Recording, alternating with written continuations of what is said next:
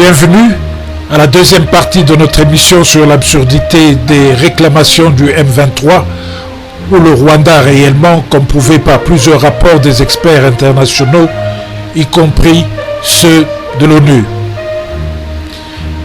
Cette émission en deux parties se veut aussi être la réponse à l'invité de la chaîne DW anglaise, bien que ce n'était pas l'intention au départ, mais sert cet objet.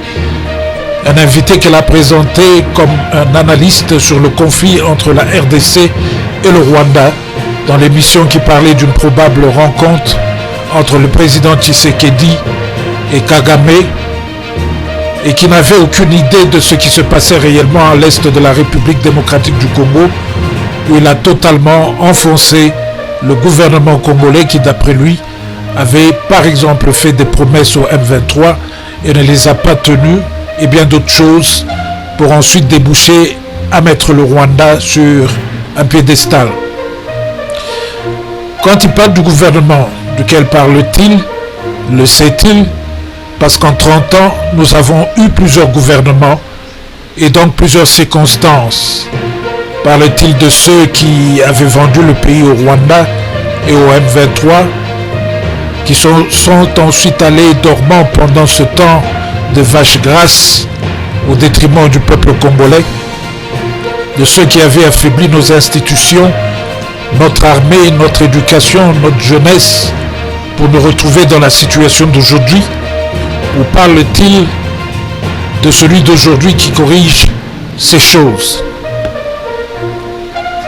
S'il ne peut pas faire la part de choses au départ dans les choses simples et par la partie de ce qu'il a entendu un jour quelque part, je ne sais pas quelle analyse il peut donner au monde. Puisque cette émission était en anglais, nous promettons de lui répondre avec la translation anglaise de nos deux vidéos, avec une référence à cette émission de la chaîne de Chevelle. Mais c'est la blâmer et la chaîne, parce que par professionnalisme, que je crois la chaîne a toujours eu, mais pas cette fois-ci, il fallait, lorsque vous parlez d'un sujet aussi sensible, associer une personne avec une vue opposée. Ou alors le journaliste devait faire cette personne par ses questions. À moins que ceci était bien planifié pour servir de commissionnaire à l'Union européenne afin de balayer la voie à son contrat minier de la honte avec le Rwanda. Évitez donc d'essayer de nous laver les cerveaux, comme dans ce cas ici, par la bouche d'un Africain, pour nous faire accepter une vérité tronquée. La situation à l'est du Congo est connue et a fait l'objet de plusieurs rapports, comme je l'ai déjà dit.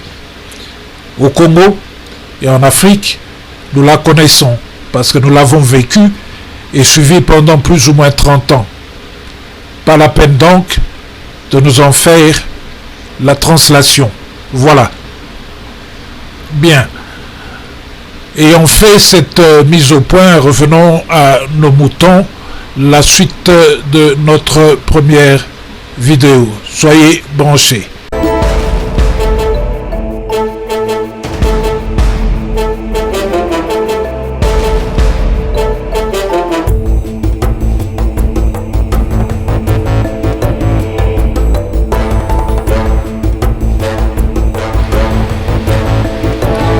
Après avoir menti à la communauté internationale pendant des décennies qui n'était pas au Congo avec son armée et dans le M23, Kagame a été aujourd'hui contraint par les circonstances de s'afficher au grand jour.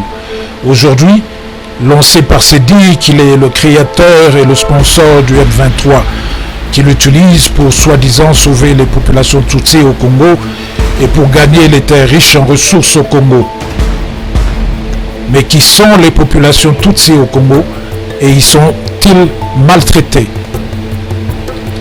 Les populations Tutsi et Hutu modérées sont arrivées au Congo en 1950, fuyant la persécution ethnique des Hutus au pouvoir et majoritaire au Rwanda. Arrivés au Congo, ils ont été reçus et se sont bien intégrés, ont bien prospéré et beaucoup ont bénéficié de la mesure leur donnant la nationalité congolaise sous président Mobutu.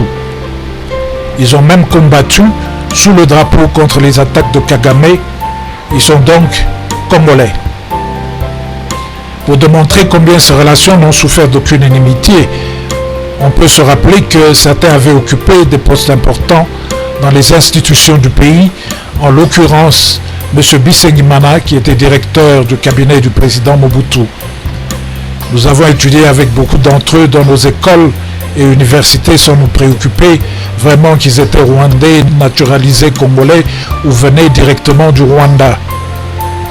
Les Congolais sont reconnus comme un peuple hospitalier, comme la majorité des peuples africains. Ce n'est que lorsque l'on abuse de façons extrêmes de son hospitalité qui réagit. Comme nous l'avons déjà dit, le Congo a plus de 400 tribus qui vivent en paix. Et l'une des raisons que donne Kagame pour finalement reconnaître seulement aujourd'hui qu'il est au Congo avec son M23 pour défendre les populations parlant Kinyarwanda est donc encore une fausse excuse. Et comme l'a dit notre ambassadeur permanent à l'ONU, une folie de grandeur. Le Rwanda n'a aucun droit d'entrer dans un pays souverain pour venir régler un problème au Congo, ni armer des rebelles pour le faire. Même si ce problème concerne des populations congolaises ayant des affinités ethniques avec le Rwanda. Elle n'a reçu aucun mandat de la communauté internationale de le faire et ces populations le lui ont dit. Le Congo a toujours réglé ses problèmes ethniques à sa façon et bien. Elle n'a pas de problème ethnique majeur depuis Mobutu. L'autre raison que les anciens génocidaires Hutus qui s'étaient réunis dans la branche armée FDLR seraient utilisés par le Congo pour déstabiliser le régime du Rwanda n'est encore qu'un prétexte. Ces gens qui sont arrivés par dizaines de milliers au Congo en 1994 ont été poursuivis par l'armée du Rwanda et ont été presque tous massacrés. Le résidu qui vivait encore au Congo a été rapatrié au Rwanda plus de 10 ans plus tard, après qu'un accord sur leur sécurité au retour avait été conclu. Il reste certainement une petite poignée d'entre eux qui n'ont pas voulu rentrer parce que ne faisant pas confiance à la parole de Kagame et l'on pourrait les compter au bout des doigts. Ils ne sont aujourd'hui point actifs parce que déjà bien âgés, après presque 30 années, après être arrivés au Congo lorsque les moins âgés avaient plus ou moins la trentaine. Et d'ailleurs, nous n'avons jamais eu écho d'une quelconque attaque des FDLR sur le sol rwandais. Cependant, un rapport des experts de l'ONU aurait aujourd'hui démontré que Kagame aurait recyclé les FDLR rentrés au Rwanda pour les renvoyer commettre des crimes sur le banner Rwanda au Congo pour les mettre sur le dos du Congo et justifier son action de sauveur de cette communauté qui serait maltraitée. Voilà, chers amis, vous avez là notre vue de ce qui se passe et se poursuit actuellement à l'est du Congo. Nous sommes ici, en conclusion, confrontés à l'absurdité ou non-sens de la revendication par les armes du M23 qui révèle par la même occasion la main du Rwanda dans toute cette affaire. Le Congo, s'il compte environ 400 tribus, dont beaucoup ont des populations que l'on retrouve également de l'autre côté des frontières avec les autres pays voisins du Congo, et qu'aucun de ces groupes ethniques n'a jamais envisagé de prendre les armes contre le pays et dans la foulée tuer violemment des milliers de Congolais, n'est-ce pas là la preuve que le M23 n'est pas de cette grande famille congolaise dont il prétend faire partie et se bat pour intégrer et dont il s'exclut de ce fait tout naturellement par absurdité. Pourquoi alors demander à être intégré dans une famille qui ne lui plaît pas, ses actes le démontrant? À supposer que l'M23 était congolaise, n'est-ce pas alors ridicule que si vous pensez que vous êtes la seule ethnie à être victime de discrimination en raison de votre origine rwandaise parmi les 400 autres, et si vous vous êtes réfugié au Congo venant du Rwanda lorsque les choses n'allaient pas bien, qu'est-ce que vous retient alors de rentrer au Rwanda où vous aurez toute votre identité respectée et intacte maintenant que les choses vont si bien dans ce pays? Vous ne pensez pas qu'il y aurait un égoïsme sans précédent dans cette affirmation et une intention alors de vouloir vous considérer plus spécial que les 400 autres tribus et de ne pas vouloir vous mêler à elles. Pourquoi les réfugiés rwandais devenus congolais vivaient en paix avant l'arrivée de Kagame? Le problème, c'est donc Kagame et son agenda au Congo est venu mettre en péril la vie d'une communauté d'origine rwandaise devenue congolaise jusqu'alors bien intégrée au Congo.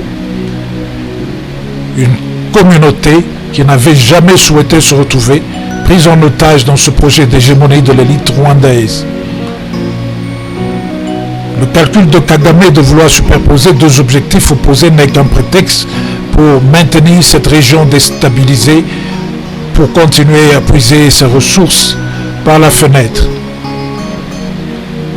La seule solution que je vois ici pour sortir de cette boue est que parce que les populations normales rwandaises et congolaises en général n'ont pas de problème entre elles et se côtoient et transactent chaque jour en paix, le Rwanda devrait redevenir une province du Congo gérée par un gouverneur comme c'était le cas à l'époque du territoire du Congo, Rwanda, Urundi.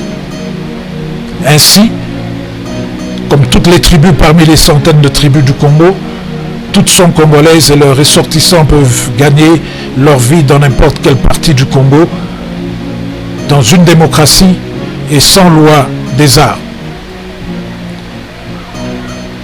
Aussi, le problème épineux que pose le Rwanda entre seulement deux groupes ethniques antagonistes sera dilué par leur intégration dans une famille plus large de tribus congolaises vivant en harmonie.